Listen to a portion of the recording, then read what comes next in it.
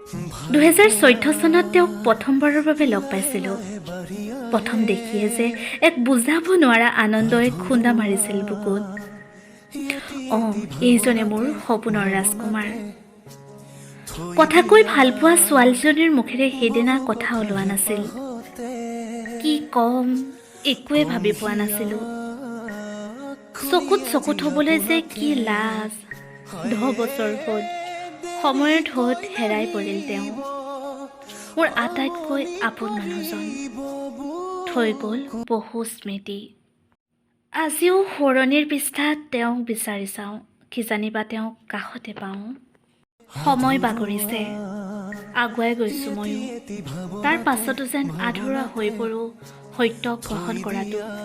সঁচাকৈ সত্যক গ্ৰহণ কৰাটো আটাইতকৈ কঠিন হৈ পৰিছে মোৰ বাবে।